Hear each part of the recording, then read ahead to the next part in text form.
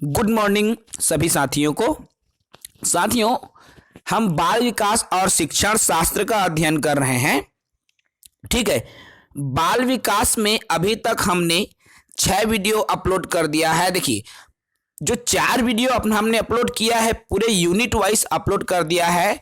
शिक्षक भर्ती की जो कहना चाहिए चारों यूनिट है हमने कंप्लीट कर दिया है। अब इधर जो भी वीडियोस आ रही है बाल विकास की, मोस्ट इंपॉर्टेंट सिद्धांत को लेकर हम वीडियो बना रहे हैं साथियों, ताकि आपको सभी सिद्धांत बिल्कुल क्लियर हो जाए। ठीक है, आज की क्लासेस में आज की जो सेशन है हमारा रहेगा जीन पियाजे के बारे में हम 3 बिंदुओं पर आज चर्चा करने वाले हैं। तो जल्दी से साथियों, यदि अभी तक हमारे चैनल को सब्सक्राइब नहीं किए हैं तो चैनल को जरूर सब्सक्राइब करें। ठीक है, चलिए शुरू करें आज की क्लास। तो देखिए, जीन पियाजे, ठीक है ना। अब ये जीन पियाजे के बारे में हम जो 3 फैक्ट है उसका स्टडी करने वाले हैं। ठीक है, अब 3 बिंदुओं पर अध्ययन करेंगे, जिसमें पहला है संज्ञानात्मक विकास का सिद्धांत, दूसरा है संज्ञानात्मक विकास के कॉन्सेप्ट, और थर्ड बिंदु देखेंगे संज्ञानात्मक विकास की जो 4 अवस्था है उसके बारे में। ठीक है, अब चलिए एक एक करके हम इन्हीं तीनों पहलुओं पर आए। तो देखिए, सबसे पहले हमारा आता है संज्ञानात्मक विकास के सिद्धांत। चूंकि आप सभी जान रहे हैं साथियों, यहां संज्ञानात्मक ये बार बार आने वाला शब्द है ना भाई। चाहे आप बाल विकास पढ़ो, चाहे हिंदी शिक्षण शास्त्र पढ़ो, अंग्रेजी शिक्षण शास्त्र पढ़ो, कोई भी विषय की आप शिक्षण शास्त्र पढ़ोगे तो संज्ञानात्मक शब्द बार बार आपको देखने को मिलता है। ठीक है, इस संज्ञान से तात्पर्य दिमाग से है, मस्तिष्क से है, मानसिक से है। ठीक है, तो बिल्कुल बिंदु देखो, जीन पियाजे स्विट्जरलैंड के मनोवैज्ञानिक थे। ये जो जीन पियाजे हैं वे स्विट्जरलैंड के हैं। ठीक है, यह एक मनोवैज्ञानिक है साथियों, जो कि स्विट्जरलैंड में रहते थे, है ना। अब जीन पियाजे का मानना है कि जैसे जैसे बच्चों के जैविक परिपक्वता बच्चों में आती है, वैसे वैसे वह वस्तुओं के बारे में अपने दिमाग में एक कॉन्सेप्ट बना लेता है। देखो, जीन पियाजे क्या मानता है कि जैसे जैसे बच्चों में जैविक परिपक्वता आती है ना। अब जैसे जैसे बालक बढ़ेगा उनकी दिमाग भी बढ़ते जाती है ना भाई। आप सभी जानते हैं जैसे जैसे बालक बड़ा होता जाता है तो उनकी दिमाग भी बढ़ती जाती है, उनमें जैविक परिपक्वता अर्थात उनमें परिपक्वता आने लगती है। वैसे वैसे वो क्या करता है, वस्तुओं के बारे में अपने दिमाग में एक कॉन्सेप्ट कहना चाहिए, एक अवधारणा बना लेता है। ठीक है, यही क्या ज्ञान के संज्ञान के माध्यम से होता है। अर्थात जब बालक बड़ा होगा वस्तु को देखता है और देखते ही क्या है, अपने दिमाग में एक कॉन्सेप्ट क्रिएट करता है, एक अवधारणा बनाता है, और उन्हीं अवधारणा के माध्यम से क्या करता है, बालक उस चीज के बारे में जानता है, समझता है और पहचान करता है। जो स्कीमा सुने हो ना, यही एक अवधारणा है जो कि संज्ञान के माध्यम से ही होता है साथियों। ठीक है, थर्ड बिंदु देखो, इसमें परिभाषा को समझो। परिभाषा क्या है, तो बच्चे सक्रिय ज्ञान निर्माता तथा नन्हे वैज्ञानिक है जो संसार के बारे में अपने सिद्धांतों की रचना करते हैं। ये एक आ चुका प्रश्न है साथियों। जीन पियाजे की थ्योरी है, जीन पियाजे ने जो चीजें कही है आप उसको देख सकते हो। तो बच्चे क्या, सक्रिय ज्ञान निर्माता है ना। अब देखो, बच्चे क्या करते हैं, आप कुछ भी समझाओगे तो बिल्कुल सक्रिय होंगे उस कार्य में, एकदम रुचि के साथ में उस काम को सुनने लगते हैं, देखने लगते हैं। और नन्हे वैज्ञानिक, यहाँ नन्हे वैज्ञानिक से तात्पर्य इसलिए रखा गया है ये शब्द को, आप देखोगे, आप पाओगे आपके घर की यदि हम बात करें। ठीक है, जब आप किसी बालक के लिए ना कोई खिलौना लेते हो, देखना, जब आप मेले मड़ई जो भी है उसमें आप गाड़ी मोटर जो भी खिलौना आप बालकों के लिए लेते हैं, 1-2 दिन तो अच्छे से खेलेगा उसको, उसके बाद उसको क्या करने लगता है, तोड़ने लगता है। ठीक है, उसको तोड़ने लगता है, तोड़ने मरोड़ने लगता है। क्यों मरोड़ने लगता है? वो उसको खोलना चाहता है, उसके बारे में जानना चाहता है, वो कैसे होता है, क्या होता है, उसके बारे में जानने की उसको क्या होने लगती है, ललक होने लगती है। ठीक है ना भाई।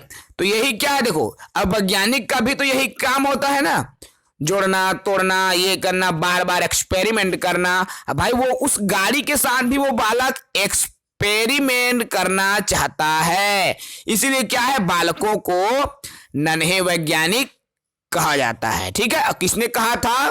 तो जीन पियाजे ने बालकों को नन्हे वैज्ञानिक कहा है। इस बात को आप बिल्कुल याद रखें। ठीक है, जीन पियाजे ने ही नन्हे वैज्ञानिक कहा है छोटे छोटे बालकों को, क्योंकि वो सक्रिय ज्ञान के भी निर्माता होते हैं, जो संसार के बारे में अपने सिद्धांतों की रचना करते हैं। देखो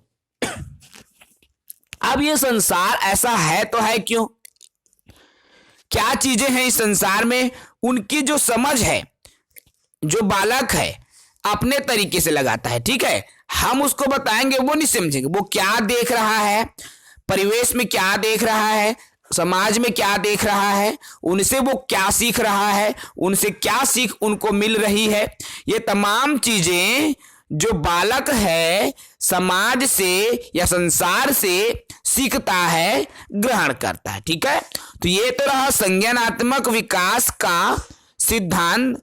अब हम इसमें आए संज्ञानात्मक विकास के कॉन्सेप्ट। कॉन्सेप्ट दैट मीन्स अवधारणा। ठीक है भाई,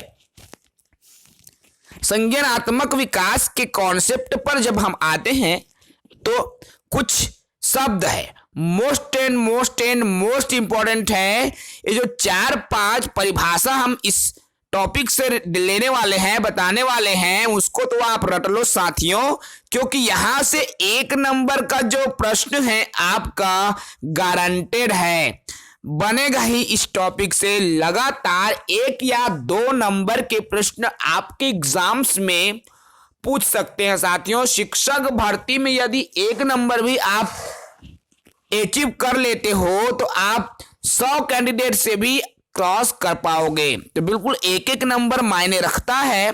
इन कॉन्सेप्ट्स को आप अच्छे से क्लियर करके रखो। चलो देखें संज्ञानात्मक विकास के क्या कॉन्सेप्ट है। तो देखो अभी इसमें परिभाषाओं पर आएंगे। सबसे फर्स्ट क्या है, हमारा अनुकूलन।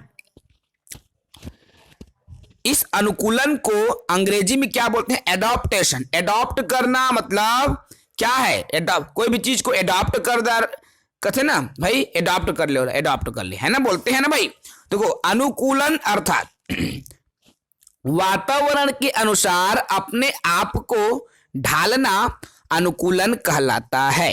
ठीक है, देखो अब वातावरण के आधार पर स्वयं को ढालना कैसे कहलाएगा अनुकूलन। मान लो आप मन के घर परिवार में अगल बगल अड़ोसी पड़ोसी जो भी है कमाए खाए बर सब जाते हैं ना।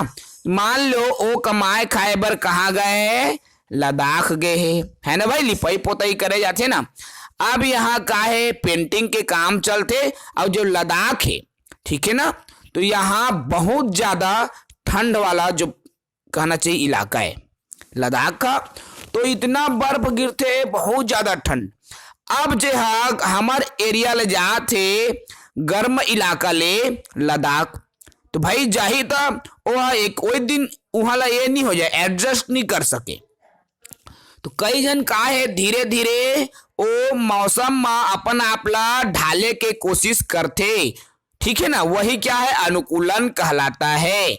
बिल्कुल आप मतलब मैं जो परिभाषा के साथ में उदाहरण देते हो ना लद्दाख वाला, इल दिमाग में बैठा रही है परिभाषा, अपने आप मन के दिमाग ल सीधा आ जाइए आपके दिमाग में। ठीक है ना, जहां अनुकूलन के बात है, एडाप्टेशन के बात है, तो आप मन जान लहा कि हम लद्दाख में जाथन ठंडा जगह में, तो धीरे धीरे हमार शरीर है ओकर हिसाब से वातावरण में ढल जाते है ना, वही वातावरण में ढल जाना ही अनुकूलन कहलाते।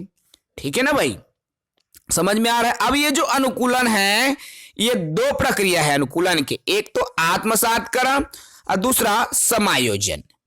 अब ये आत्मसातकरण क्या है? तो देखो, पूर्व ज्ञान को नए ज्ञान के साथ जोड़ना आत्मसातकरण। अब पूर्व ज्ञान को नए ज्ञान से जोड़ना आत्मसातकरण तो कहलाता है। कैसे?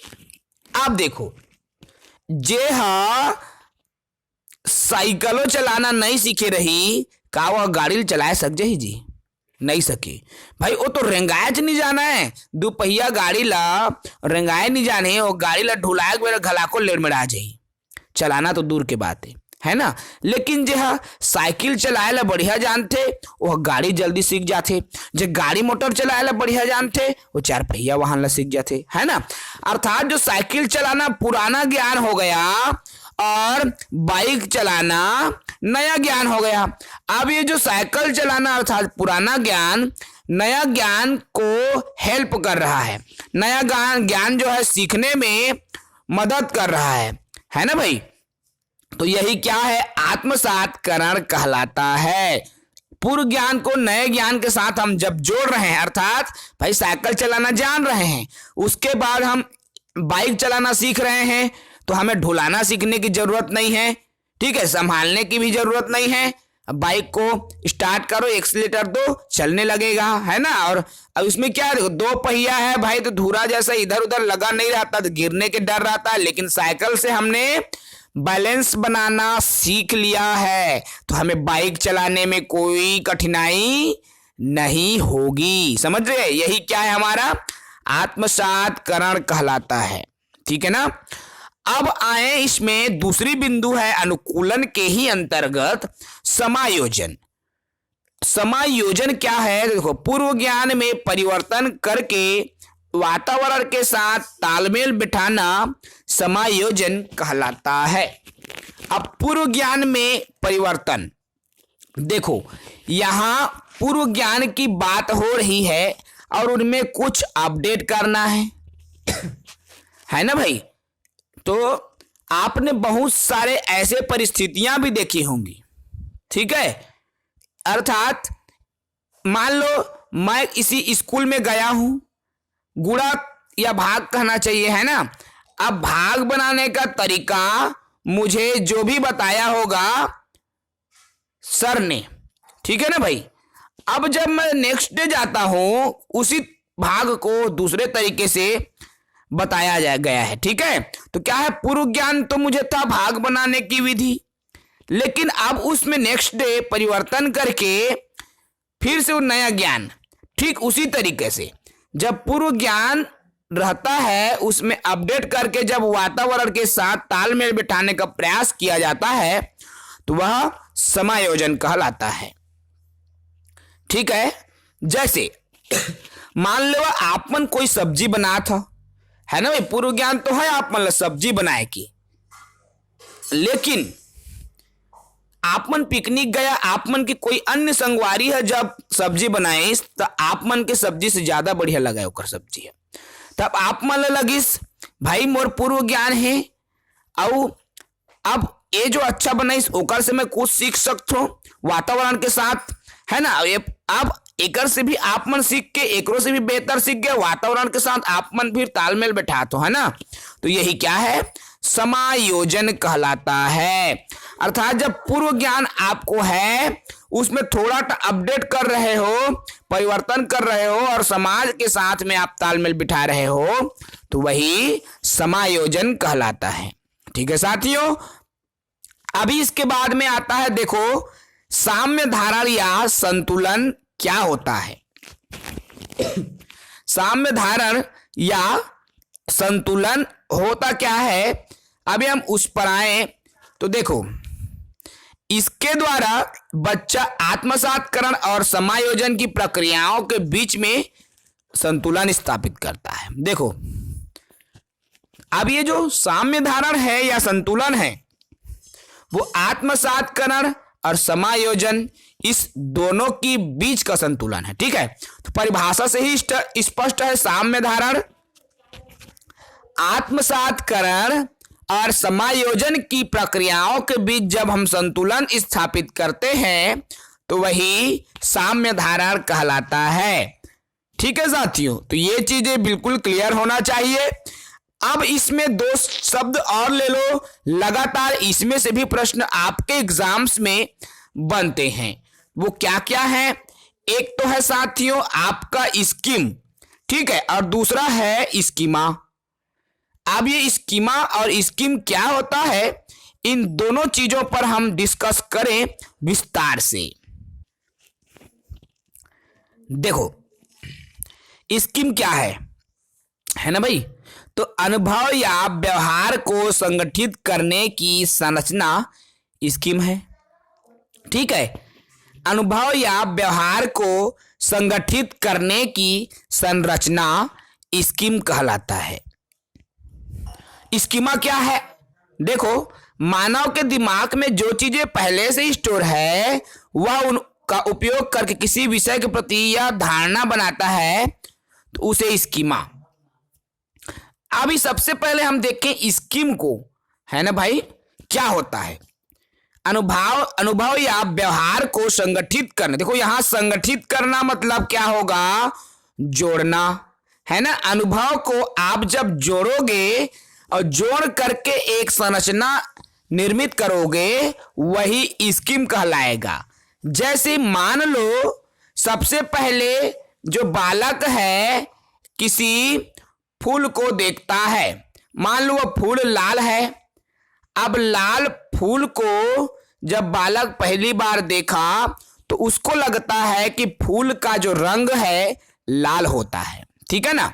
लेकिन जब वह पुनः दूसरे दिन किसी अन्य रंग के फूल को देखता है तो वो आश्चर्यचकित हो गया कि ये फूल है कि क्या है।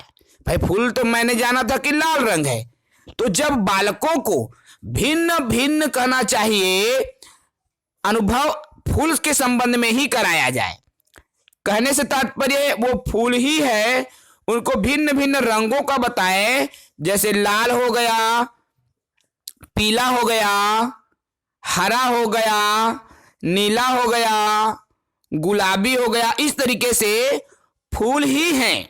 अवधारणा बालकों को फूल की ही समझा रहे हैं, लेकिन भिन्न भिन्न स्थितियों के साथ, अर्थात लाल फूल को भी बता रहे हैं, पीला को भी, हरा को भी, नीला को भी, गुलाबी को भी, संतरा को भी, है ना।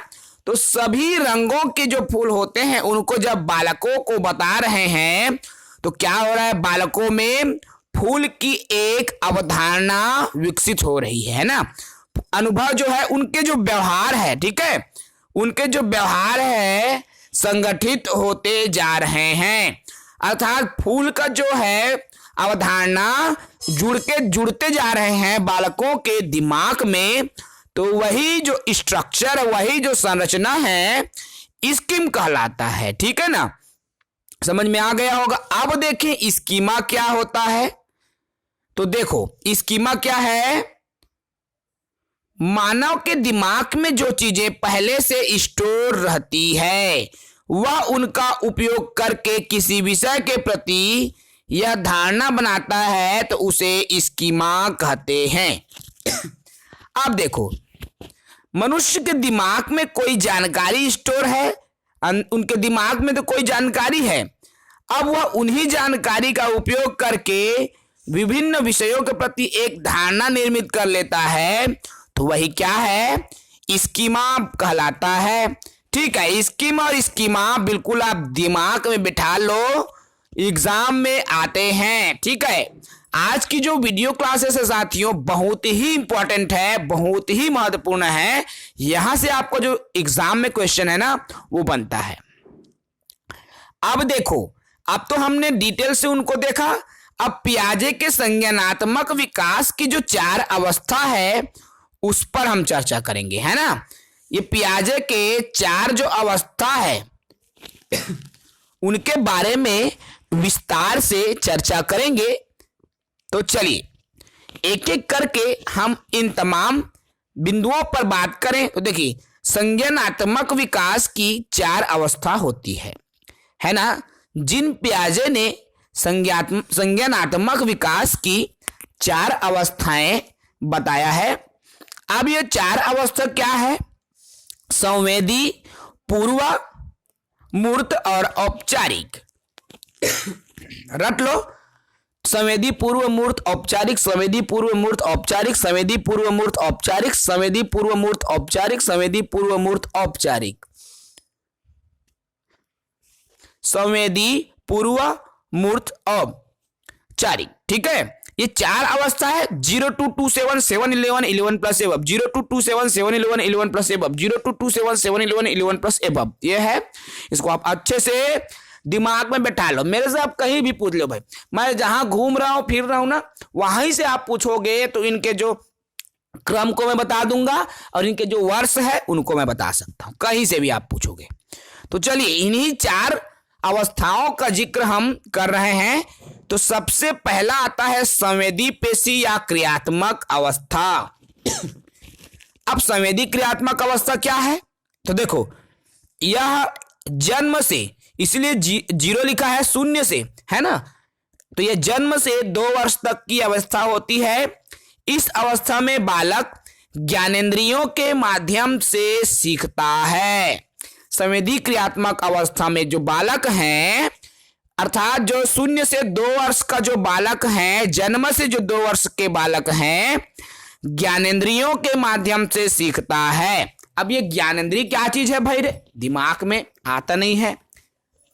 तो ज्ञानेंद्रिय 5 प्रकार के होते हैं।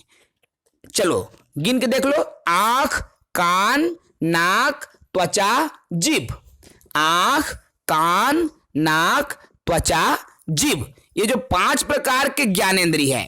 तो जो 2 वर्ष तक के जो बालक है, आप देखोगे, आप छोटे से जो शिशु रहता है ना, उनको कोई भी वस्तु आप पकड़ा दो, कोई भी चीज पकड़ा दो, वो सीधा मुंह में ही भरने की कोशिश करता है। आप पेन पकड़ाओगे, मुंह में ही पकड़ लेगा।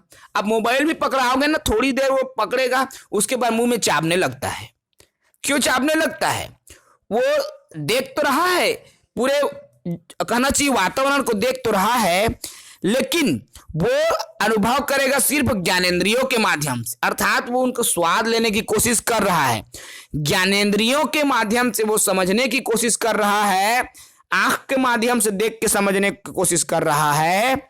ठीक है, तो इस तरीके से क्या है, वो ज्ञानेंद्रियों के माध्यम से सीखता है 2 वर्ष तक के जो बालक हैं।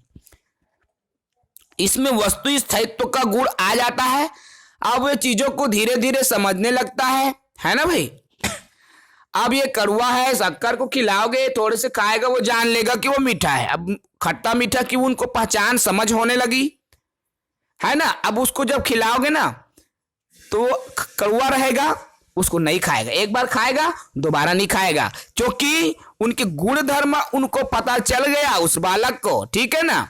ये क्या है, 2 वर्ष के बालक में संवेदी क्रियात्मक अवस्था देखने को मिलता है। इसमें बालक ज्ञानेंद्रियों के माध्यम से सीखता है। दूसरी बिंदु आती है पूर्व संक्रियात्मक अवस्था। अब ये जो पूर्व संक्रियात्मक अवस्था है, उसको आप देखो, तो यह 2 से 7 वर्ष की अवस्था होती है। अर्थात 2 वर्ष से 7 वर्ष के उम्र के जो बालक हैं, इस अवस्था में आता है, अर्थात पूर्व संक्रियात्मक अवस्था में आता है। अब देखो, नाम से स्पष्ट है संगवारी हो, है ना। पूर्व मतलब पहले, और संक्रियात्मक अर्थात संक्रिया के पहले की अवस्था। ठीक है, तो यह क्रिया करने की पहले की, नाम से स्पष्ट है, आप देख पाओगे यहां पूर्व अर्थात संक्रिया के पहले की अवस्था, पूर्व संक्रियात्मक अवस्था। ठीक है, तो यह 2 से 7 वर्ष होती है, संक्रिया के पहले की अवस्था होती है। इसमें बच्चा सामने रखी वस्तु को, चीजों को देख पाएगा। देखो, कोई भी चीज सामने में है, उसको वो देख भी पाएगा, छू भी पाएगा, समझ भी पाएगा, लेकिन क्रिया नहीं कर सकता। अब मान लो लड़का सामने में होकर साइकिल रखा है, साइकिल देखत गल आंखे, छुअत गल आंखे, लेकिन का ओला संक्रिया कर डाही, ओला चला सक जाही, नहीं सके। तो यही है भाई, है ना, पूर्व संक्रियात्मक अवस्था। ठीक है ना, ओला देख भी सका थे, छू भी सका थे, लेकिन ओमा ले काम नहीं कर सके, क्रिया नहीं कर सके। ठीक है, इसमें क्या देखो प्रतीकात्मक विचार उत्पन्न होते हैं। अब उसे देख के तो वो जानते हैं कि ये साइकिल है, गाड़ी है, मोटर है, कार है, जैसे वो है ना भाई, खिलौना है, ट्रैक्टर है, मोटर है, लेकिन वो कहा नहीं कर सके, वो चलाए नहीं सके। ठीक है, ओकर पहचान होते लेकिन क्रिया नहीं कर सके, इसीलिए इस अवस्था को पूर्व संक्रियात्मक अवस्था कहा गया है। ठीक है ना। अब इसमें थर्ड जो बिंदु है वो देखो मूर्त संक्रियात्मक। अब मूर्त नाम से स्पष्ट है, मूर्त मतलब क्या होता है, ठोस। मूर्त मतलब ठोस, जो चीजें हमारे पास ठोस रूप में हो। अब इस अवस्था देखो 7 से 12 वर्ष की अवस्था होती है। और साथियों देखो ये जो 7 से 12 वर्ष की अवस्था है ना, वो स्कूल जाने की अवस्था है। सभी जान रहे हैं 6 वर्ष में बालक एडमिशन लेता है, प्राइमरी स्टेज में स्कूल जाता है ना भाई। तो ये 7 से 11 मूर्त जो संक्रियात्मक अवस्था है 7 से 11 होती है। इस अवस्था में बच्चा सामने रखी वस्तुओं को देख करके कुछ भी कर सकता है। देखो अब ये संक्रिया कर सकता है, मूर्त मतलब ठोस वस्तुओं को देख के संक्रिया कर ले। अब इस अवस्था में अर्थात 7 से 11 में आ गया ना। अब देखो 2 से 7 साल में वस्तुओं को देख सकता था, छू सकता था, लेकिन उस पर काम नहीं कर सकता। अब उसके बाद की अवस्था आ गया मूर्त 7 से 11। अब 7 से 11 में वो बालक साइकिल को देखेगा तो वो चलाना भी सीख जाएगा। भाई आप मन देखे हो या दूसरी तीसरी के नान ठेपाची लड़का मन मस्त साइकिल चलाते थे, है ना। तो छोटे छोटे जो लड़का है ना, अब ये 7 से 11 वर्ष के उम्र में आ चुके हैं, ये मन साइकिल चलाना भी अब बेहतर तरीके ले सीख सकत है। एक पहली के जो अवस्था रही से ओमा केवल देखे और छुए सके, लेकिन अब ओमा काम भी करे सक जाते, है ना, अर्थात साइकिल भी चलाना सीख जाते। उन पर चिंतन करना, अब वो चिंतन करना भी शुरू कर दे रहा है, ये जो मूर्त संक्रियात्मक अवस्था है उसमें, है ना। अब चिंतन कैसे कर रहा है, अब वो सोच डाल रहा है कि साइकिल में मैं बैठिया तो मोर ममा गांव जा सका था, साइकिल में बैठिया तो मैं येती जा सकता। अब वो चिंतन करना भी शुरू कर रहा है। देखो उसके दिमाग में अब वो चीजें मानसिक रूप से कार्य करने लगता है ना, वो तर्क करने लग रहा है। अब तर्क वितर्क वो करना भी सीख रहा है। तो कौन सी अवस्था में, मूर्त संक्रियात्मक अवस्था में। ठीक है साथियों, देखो अब ये चौथी जो बिंदु है, ठीक है, औपचारिक संक्रियात्मक अवस्था। अब ये 11 वर्ष से ऊपर की अवस्था है, भले 11 से 15 हमने इसको लिखा हुआ है, ठीक है, 11 से ऊपर की अवस्था भी बोल सकते हो आप, है ना। तो देखो यह संज्ञान की सर्वोच्च अवस्था है, संज्ञान। अब ज्ञान की भाई, अब 11 साल से 15 साल की हो गए, आपको तो अब सब चीज आ गए ना, आप एकदम होशियार हो गए हो चीजों को करने में, हर चीज में, तो एकदम सर्वोच्च अवस्था हो जाती है ज्ञान की। इसमें बच्चा अमूर्त चिंतन भी करता है। देखो मूर्त में आपने केवल साइकिल को सामने रखा था तभी आप उस पर चिंतन किए, है ना, लेकिन ये जो औपचारिक है इसमें जो चीजें सामने नहीं है उनके भी बारे में हम क्या कर सकते हैं, चिंतन कर सकते हैं। चाहे दिल्ली के बारे में वर्णन करना हो, मुंबई के बारे में वर्णन करना हो, आगरा के बारे में वर्णन करना हो, घोड़ा गाड़ी, मोटर गाड़ी, जो भी चीज के बारे में हमको वर्णन करना है ना, वो हमारे सामने ना हो तब भी क्या है उसके बारे में हम बोल सकते हैं। ये कब होगा, औपचारिक संक्रियात्मक अवस्था अर्थात 11 वर्ष से अधिक की उम्र में जब बालक पहुंचता है, ये तमाम चीजें वो करने लगता है। ठीक है ना। तो इस तरीके से ये जो 4 प्रकार की अवस्थाएं हैं संज्ञानात्मक विकास की, जिन प्याजे ने बताया है, तो आप इनको बिल्कुल रट लो साथियों। बहुत ही इंपॉर्टेंट बिंदु पर डिस्कशन आज के जो सेशन में हमने किया हुआ है। तो जल्दी से साथियों हमारे चैनल को सब्सक्राइब कर लो, लाइक कर लो, शेयर करना बिल्कुल भी मत भूलो। ठीक है, आज की सेशन को यही विराम देंगे, आज की क्लासेस को यही समाप्त करेंगे। कल की क्लासेस में फिर एक अत्यंत महत्वपूर्ण सिद्धांत के साथ चर्चा करेंगे। तब तक इजाजत दीजिए। जय हिंद।